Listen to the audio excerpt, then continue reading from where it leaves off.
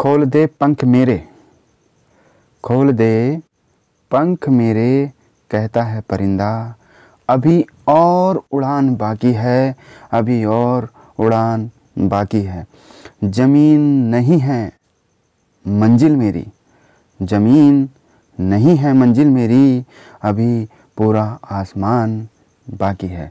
दोस्तों नमस्कार, आपकी नमस्कार को चमत्कार। स्वागत है आपका मेरे यूट्यूब चैनल जीएस मस्ती विद नहार सैनी में। हेलो दोस्तों, आज हम पढ़ेंगे अध्याय 9 और अध्याय 9 में हम पढ़ेंगे जंतुओं में जनन। मित्रों, आप बताएंगे जनन क्या होता है।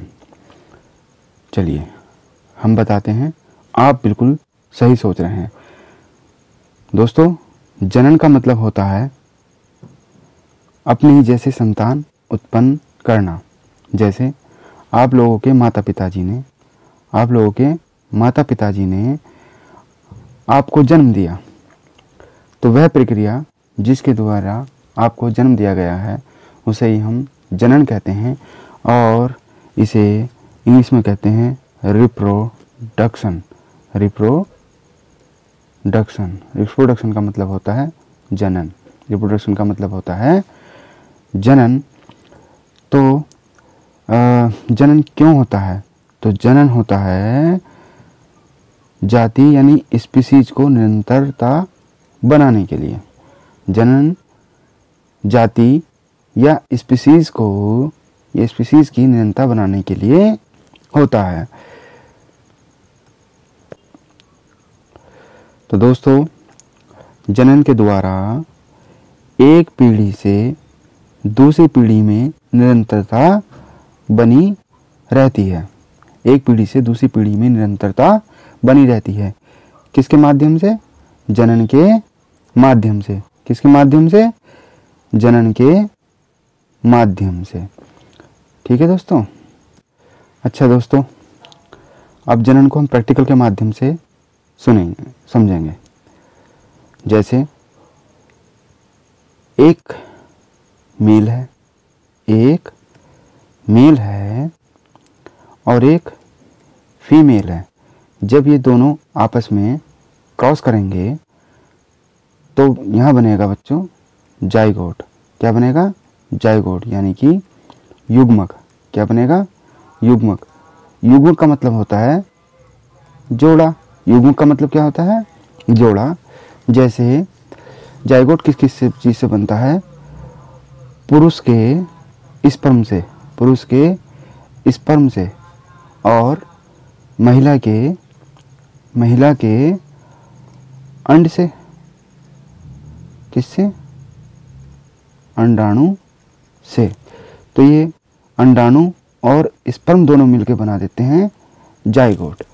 स्पर्म और अंडाणु कहते हैं बच्चों ओवम। ये दोनों मिलकर बनाते हैं जाइगोट। अब इस जाइगोट से ही तो बनते हैं बच्चे। आप हम कैसे बने हैं? इससे ही तो बने हैं, मेल और फीमेल। यानी कि ये हमारे पिताजी, ये माताजी, इनसे ही तो मिलकर बना है जाइगोट।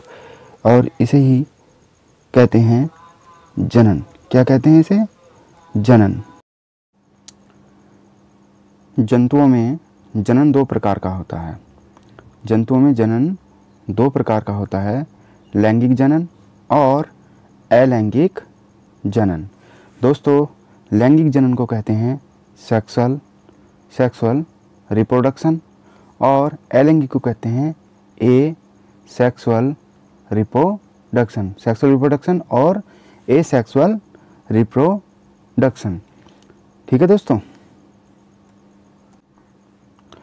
तो दोस्तों, पौधे की ही तरह जंतुओं में भी नर और मादा युग्मक होते हैं जो आपस में जुड़कर, संलयित का मतलब होता है आपस में जुड़कर बनाते हैं युग्मनज। क्या बनाते हैं? युग्मनज, जिसे इंग्लिश में कहते हैं जाइगोट। क्या कहते हैं? जाइगोट। तो युग्मनज विकसित होकर एक नया जीव बनाते हैं। बनाते हैं। जैसे आपके मम्मी पापा ने आपको एक नया जीव बनाया है। इस प्रकार का जनन जिसमें नर तथा मादा युग्मक संलयन यानी कि जुड़कर एक नई संतति को जन्म देते हैं, उसे कहते हैं लैंगिक जनन, उसे कहते हैं लैंगिक।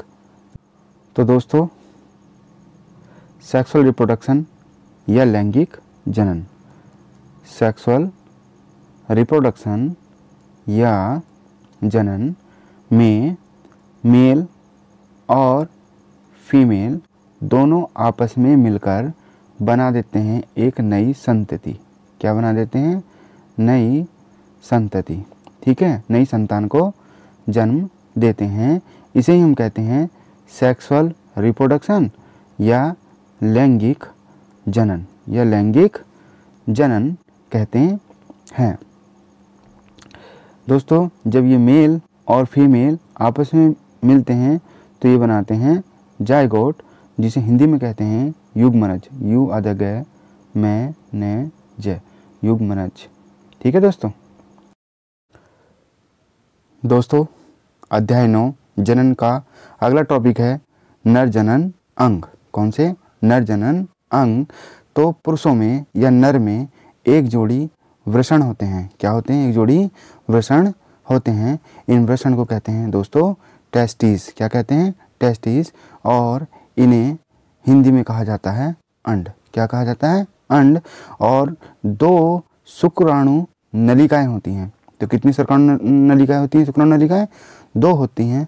और एक शिश्न जिसे लिंग कहते हैं, और इंग्लिश में इसे कहते हैं पेनिस। क्या कहते हैं? पेनिस होता है। वृषण नर युग्मक उत्पन्न करते हैं।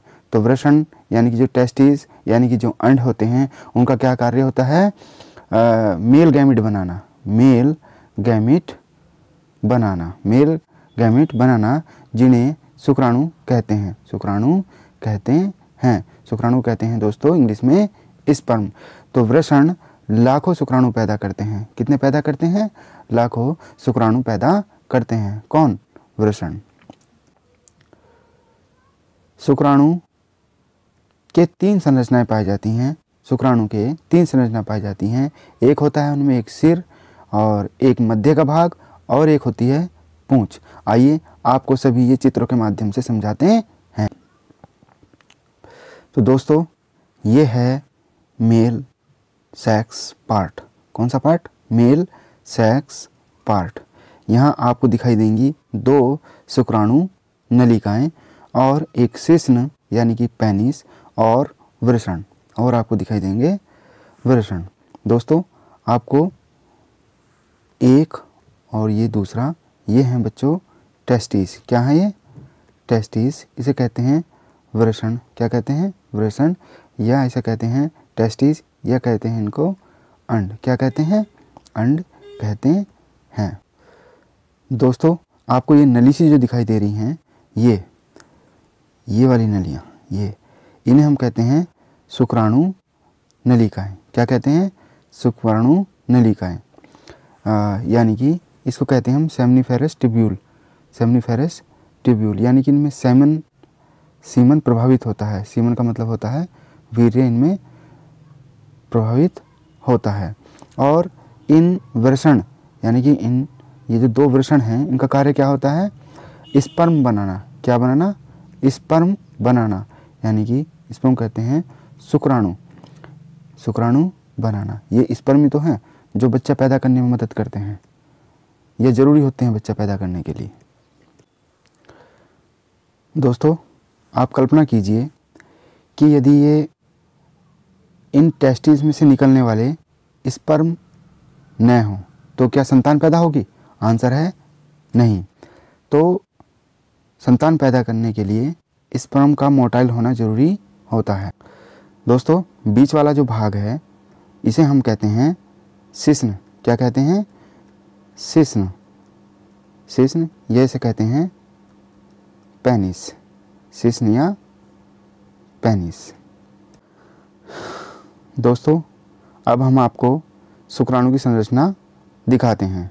दोस्तों, ये है शुक्राणु जो फीमेल यानी कि महिला के योनि में प्रवेश करता है। इसके 3 भाग होते हैं, एक होता है पूंछ, बीच में होता है मध्य भाग और ये होता है इसका सिर। सिर से ये प्रवेश करता है और जो पूंछ है, पूंछ तैरने का कार्य करती है।